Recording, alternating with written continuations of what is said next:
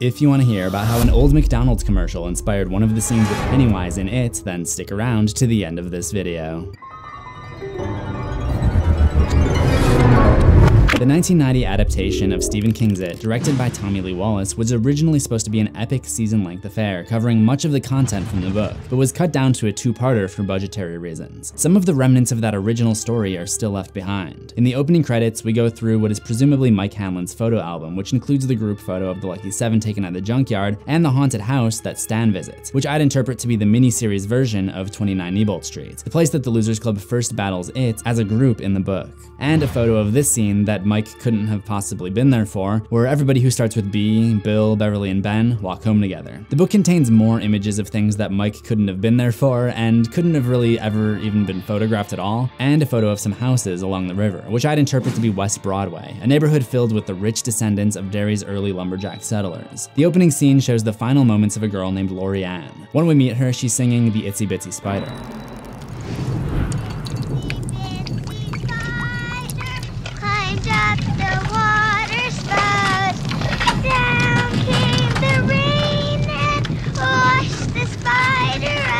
This is the first of many clues foreshadowing the Losers Club's final battle with it, where it takes the form of a giant spider. The up-the-water spout line refers to the fact that it lives in and travels using the sewer pipes. The first victim, Lori Ann, is a combination of two characters from the book. Lori Ann Winterbarger, a girl who went missing in February 1985 while going sledding, and Matthew Clements, a boy who was abducted from his tricycle. Also, if you look closely, the girl on rollerblades that goes past Lori Ann on the sidewalk is trying to land ski behind a bike.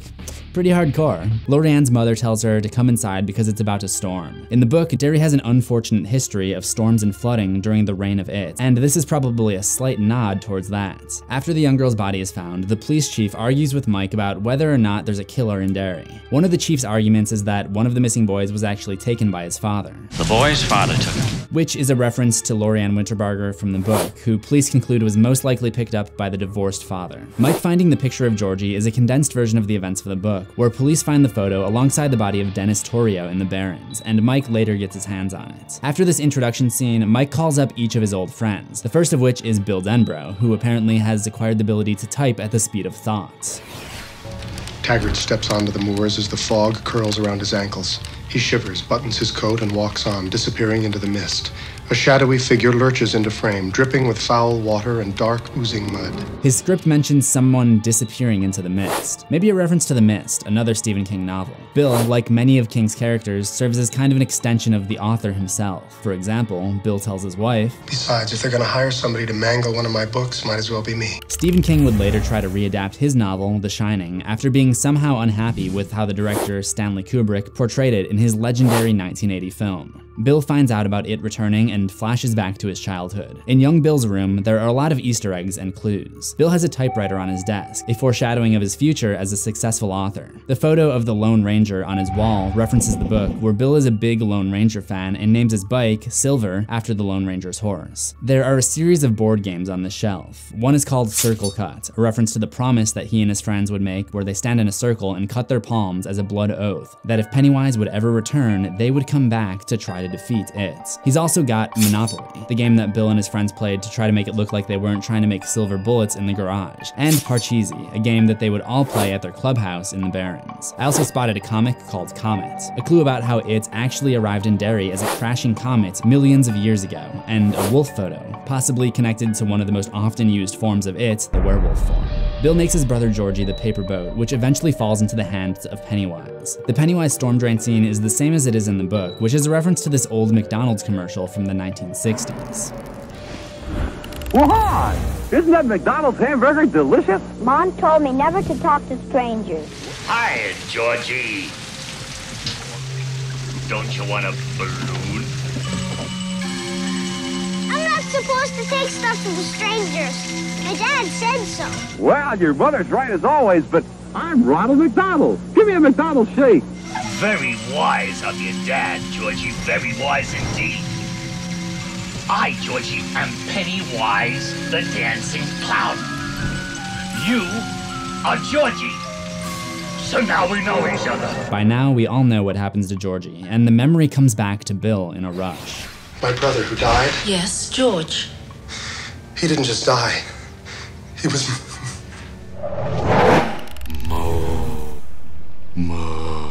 Mole, mole, mole. Next, Losers Club member that Mike calls is Ben Hanscom, who reminisces to his date about how he used to be fat. Would you believe I used to be fat? I bet you were real cute. No, not just fat, but a regular butterball. Bet your fern I was. We used to say that as kids.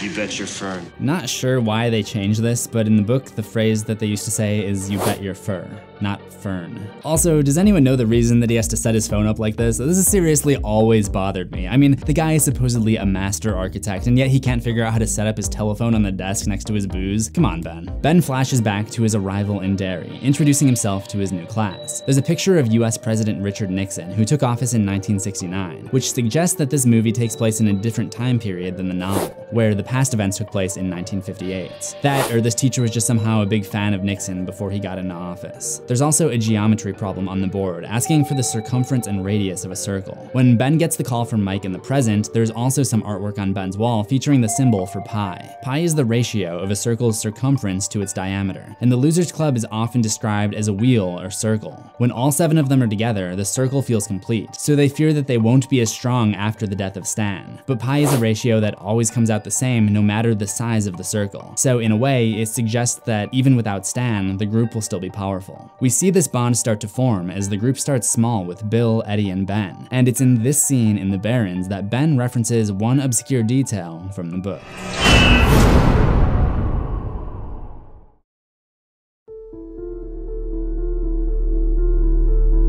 After school gets out, Ben eventually finds himself with Bill and Eddie in the Barrens, and Eddie is having an asthma attack. When Bill gets back with the medication, Ben expresses his concern.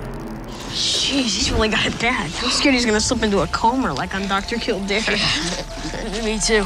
This line is a little reference to Bill's worries in the novel, where he also mistakenly refers to a coma as a comer. The scene where Ben sees Pennywise appear in the water is a reference to the part in the book where he sees it as a mummy on the frozen canal in the winter of '58. The hand of the monster that reaches out of the water for him is later used in Pet Sematary too, but you already know that if you saw my Things You Missed episode.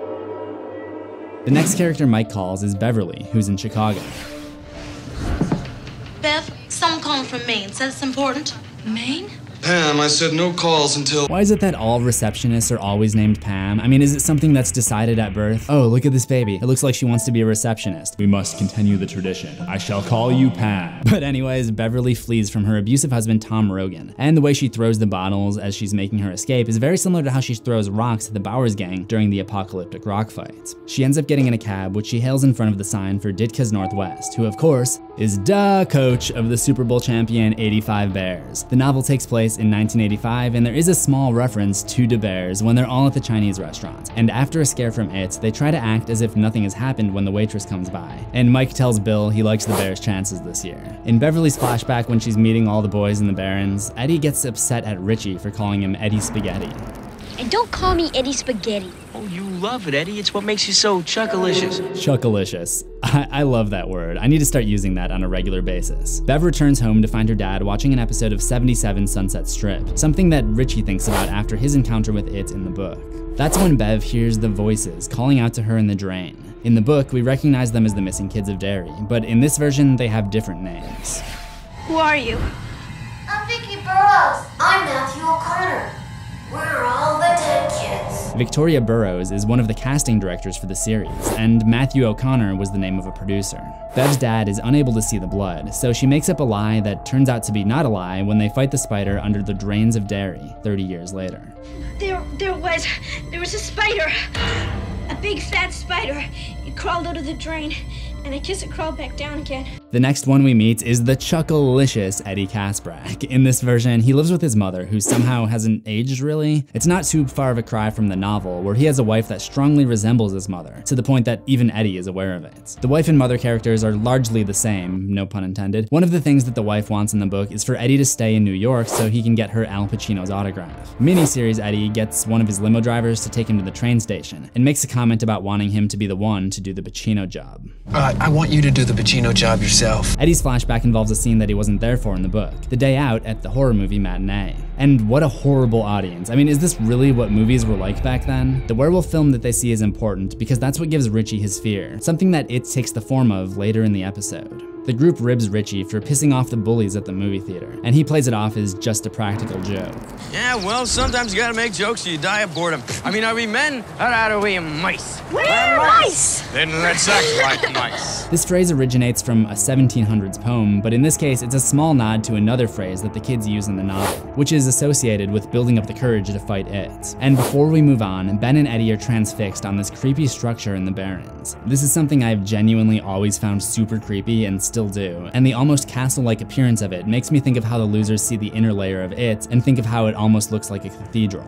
Meanwhile, Hey, don't trip! immediately trips, and then I was worried sick. I almost called the police. Eddie was with us, Mrs. Go away. Now that's what I call chuckalicious. All right, let's get back on topic here. Mike makes his next call to Richie, and we can see that he's still a horror movie buff based on this monster picture on the wall and his cemetery gate themed dress shirt. Richie tells his manager he's gotta leave town, and someone will have to cover for him on the show. Let Leno do it, I don't care. Funny enough, in real life, Jay Leno would take over just 2 years after It came out on The Tonight Show, the show that Richie's show is basically emulating. Richie flashes back to his time as a young boy in the Barrens, and Bill is telling the group a story. They had learned to be strong together. They had beaten the dragon with their magic stones, and nothing would ever be the same again. This could be either a reference to the rock fight, which would make Henry and his goons the dragons of this story, or it may refer to shooting the silver slugs at Pennywise, which Bill refers to at one point as stones. Bev, the stones! They go around saying what they all want to be when they grow up. Eddie states he wants to be a train conductor, a reference to the book where Eddie likes playing around the train yard, and one day a conductor throws him a box and instructs him to bring it home to his mother. Stan says he wants to be an ornithologist. He's big into bird watching in the novel, but his hobby is barely acknowledged in the series. They find out that there's been yet another murder, and everyone is really down in the dumps the next day at school. I mean, look at this kid. Honestly, it's a little bit chuckalicious. Bowers confronts Richie about the incident at the movie theater, to which Richie asks, Larry, Curly, and Moe. an implication that Henry and his gang are the Three Stooges, Larry, Moe, and Curly. Bowers interrogates him, asking which one of them threw the soda. I mean, does he seriously not know? Play back the clip. If I were you guys, I wouldn't pay to see a monster movie. I'd just stay home and look in the mirror. Yeah, you know, I'm not quite sure who did it. But anyway, Richie's flashback ends with the entire lunchroom laughing at him when he brings up his werewolf encounter. One detail I noticed was that Richie's lamp is modeled as an Indian chief. And in the book, Richie is one of the 2 members to make it through the Indian smoke hole ceremony and have a vision that teaches them more about Pennywise.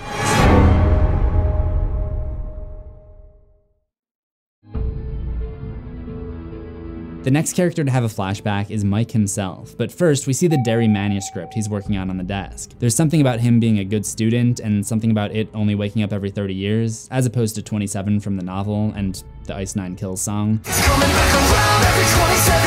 The manuscript is essentially the framing device for King's entire novel, and there are interlude chapters scattered throughout where we actually get to read from it directly. We can see that Mike is researching about Derry in the newspapers from the 1930s. His desk is also stacked with phone books for each of the cities that the losers now live in, such as the Atlanta phone book for Stan Uris. Mike is chased by the bullies in his flashback, and as he runs, there's a poster advertising a circus, which may or may not be a part of its influence on Derry. The Losers Club protects Mike from Henry by throwing rocks at him and his goons.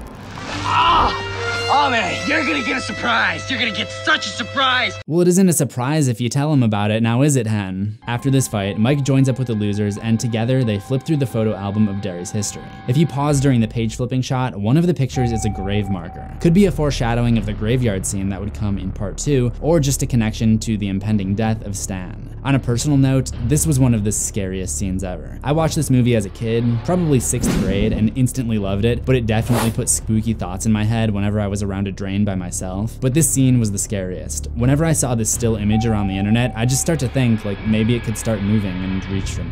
The unexpected sound that Pennywise makes, their reactions, and just the fact that Tim Curry is looking right into the camera, I love it. it gives me chills. But enough of my personal experiences, because we've still got one more character to cover, and that is Stan the Man Uris. It's pretty funny that if you take a closer look at the stuff in Stan's house, he and his wife have this lamp of a boy playing the flutes, because 27 years after this miniseries came out, the movie version of Stan is afraid of this woman in the painting who plays the flute. When the phone rings, you can spot Stan's bird book, an item given to him by his father in the book, which he uses to ward off it by demonstrating that he believes in all these rare species of birds that he's never seen before, but he does not believe in it. You can also find his binoculars used for bird watching and these bird statues by the stairs. The time comes for the losers to confront it down in the sewers, but first, Henry and Belch get a hold of Stan. But before they can do anything, they're attacked by it, in the form of these bright lights that abduct Belch and make Henry go crazy. This is a representation of the Deadlights, the true form of it that Bill battles in the Macroverse in the novel. The kids aren't able to interpret the actual shape of the Deadlights in the book, so in this adaptation, they're literal bright lights. The sound of the Deadlights is the same sound that can be heard when the werewolf in the school basement turns into Pennywise, so it may be associated with it changing forms. When Stan joins back up with his friends, the light comes after them and knocks them all over, and you can briefly see a strange shape floating over them, which we later find out is the underbelly of the spider in part 2.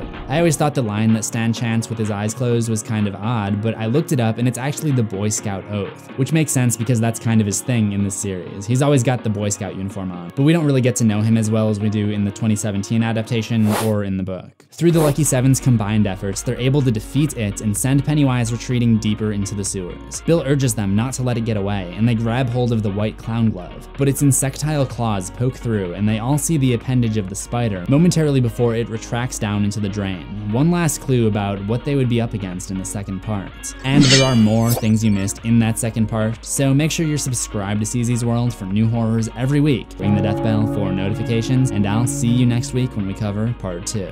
Assuming we both survive.